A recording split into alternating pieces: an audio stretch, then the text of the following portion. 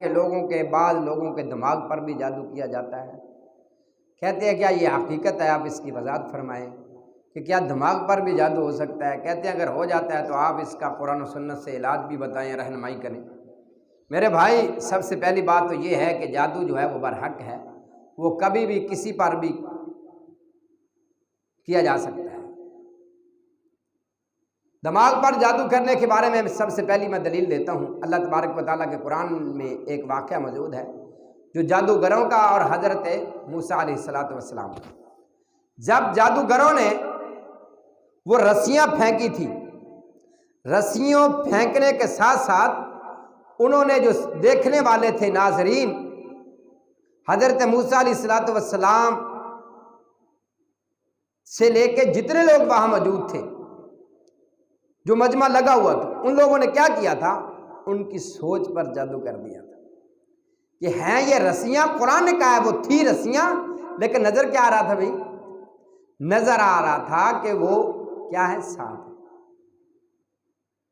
اس لیے کوئی بھی جادوگر کسی بھی وقت کسی بھی بندے پر، بندے کے کسی بھی اعضاء پر، آنکھوں پر، دماغ پر وہ جادو کر سکتا ہے کہ اس کی سوچنے والی جو صلاحیت ہے وہ ختم ہو جائے۔ اور اس کی ایک تو میں مثالیں پیش کر دیتا ہوں انشاءاللہ، پھر اس کا علاج بتاتا ہوں۔ بعض بچے ایسے ہوتے ہیں برادریوں میں، رشتہ داروں میں، بعض جگہوں پر، کہ وہ جو بچے ہوتے ہیں نا، بڑے ماشاءاللہ تعالیٰ سمجھدار ہوتے ہیں، عقل مند ہوتے ہیں، دانا ہوتے ہیں، بڑے پڑھے لکھے ہوتے ہیں، ماشاءاللہ وہ بڑے آگے جانے والے ہوتے ہیں۔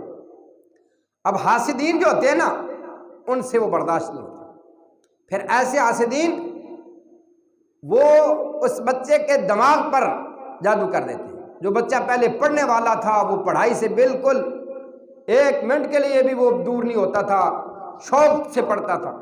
اب وہی بچہ ہم نے دیکھا، اور آپ نے بھی بہت مرتبہ دیکھا ہوگا کہ وہی بچہ ہوتا ہے کہ وہ ایسا بگڑتا ہے، ایسا بگڑتا ہے، ایسا بگڑتا ہے کہ وہ جب اس کو کوئی پڑھائی کا نام لے دے تو اس کو پتہ نہیں کیا ہو جاتا ہے۔ اصل میں ہم لوگ اس پر توجہ نہیں دیتے، ایسے بچوں پر جادو ہوا ہوتا ہے۔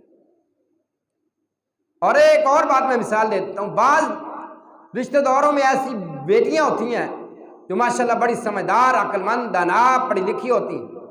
بعض لوگ ان کا رشتہ مانگنے آتے ہیں تو والدین کیا کرتے ہیں؟ وہ کہتے ہیں بھائی نہیں، ہم نے رشتہ نہیں کرنا۔ تو پھر وہ جاتے جاتے پتہ کیا کرتے ہیں؟ اچھا چنگا پھر کار کے دیکھ لینا۔ پھر وہ ایسے بے ایمان، وہ حاسدین، وہ جادوگر جادو کر دیتے ہیں، جادو کروا دیتے ہیں کہ اب اس بیٹی کا رشتہ ہی نہ ہو۔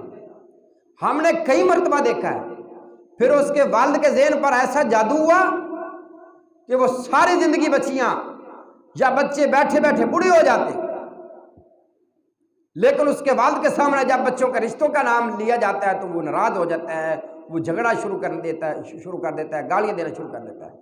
تو ایسے لوگوں کے اوپر وہ جادو ہوا ہوتا ہے۔ وہاں میں نے دیکھا کہ ان کے سارے بیٹے بوڑھے ہو چکے تھے، ایک کی بھی شادی نہیں ہوئی، اور بیٹیاں بھی بالکل بوڑھی ہو چکی تھی، ان کی بھی شادی نہیں ہو رہی تھی۔ شادی، میں نے پوچھا بھی کیا ہوا؟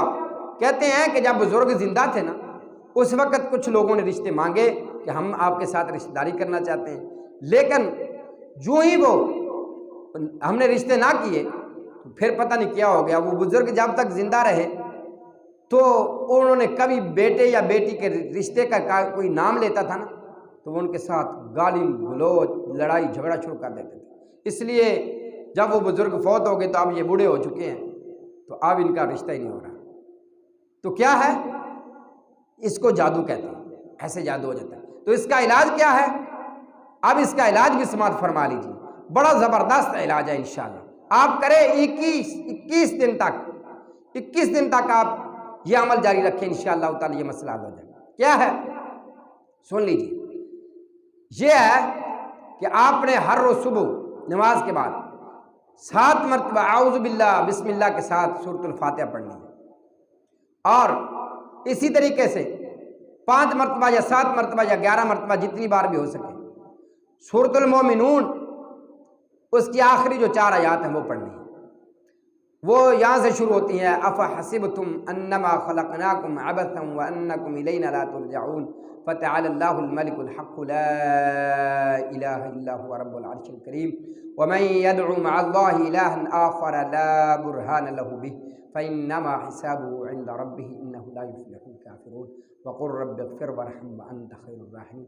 یہ آیات سورۃ المومنون کی آخری آیات یہ پڑھیں 5 مرتبہ 7 مرتبہ 11 مرتبہ جتنی بھی بار پڑھ سکتے ہیں، اور 3 بار آپ آیت الکرسی پڑھیں اور سورۃ الناس، سورۃ الفلق، سورۃ الاخلاص اور سورۃ الکافرون، یہ آپ 3 مرتبہ پڑھ کر یہاں سے پھونک ماریں اور پورے جسم پر یہ پھونک مارتے رہیں. اگر گھر میں کوئی اتنا نہیں پڑھ سکتا تو گھر میں جو بھی ہے وہ پڑھ کر انشاءاللہ یہ دم کرے. تو اگر کوئی بچہ ہے وہ جو دور ہے، دین سے دور ہے، پڑھائی سے دور ہے، وہ بالکل، تو وہ انشاءاللہ 21 دن تک آپ یہ کریں گے تو بچہ ٹھیک ہو جائے گا. اگر کسی کا کوئی رشتے کا معاملہ ہے جن پر یہ